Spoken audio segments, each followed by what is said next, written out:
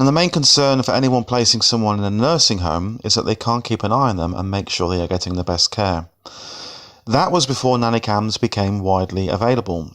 Now it is not only possible, but also very easy to check the care that an elderly relative, for example, is receiving in a nursing home.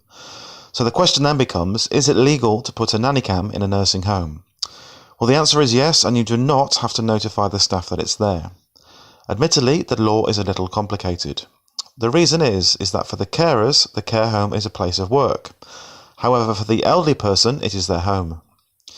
So the situation bridges two laws. It is legal to record with a hidden camera in your home without the consent of the person you're recording. The only caveat to this is as follows, where your subjects have a reasonable expectation of privacy.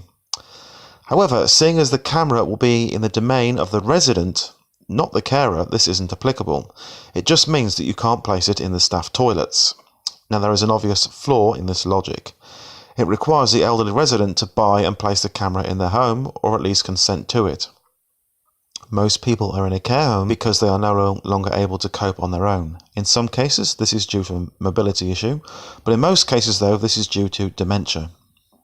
If somebody has dementia, they might not be able to understand enough to consent. However, if you have power of attorney, you can actually do this and put the camera in the care home. So what is the power of attorney?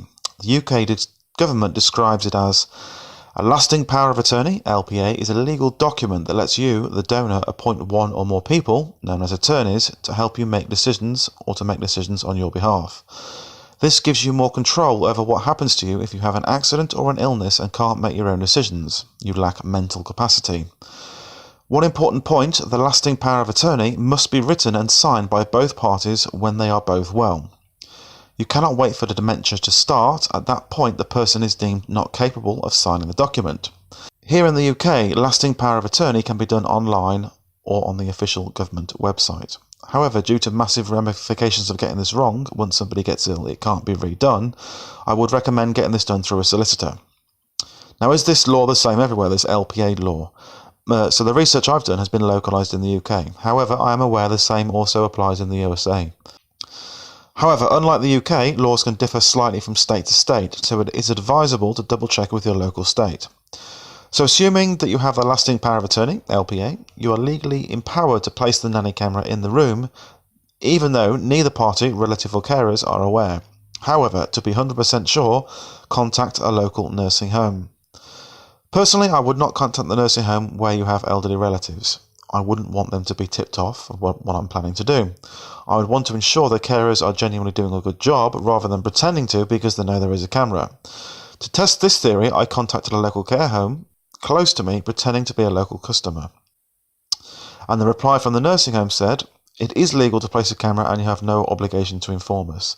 So once you feel comfortable that you're within your rights, the next inevitable question will be, what is the best nanny camera to get?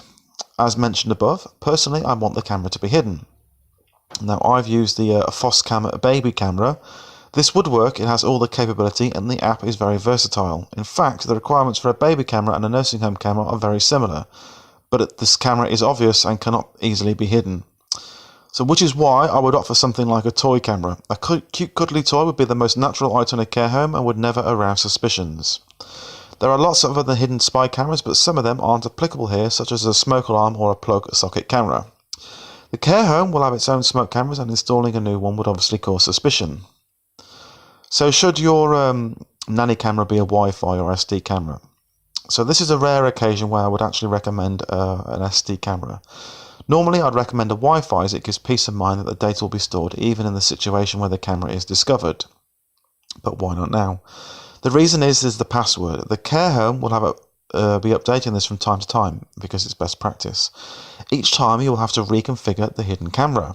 It will raise suspicion, constantly asking for the changed code. Also, the SD card will be easily retrievable as you'll be visiting often.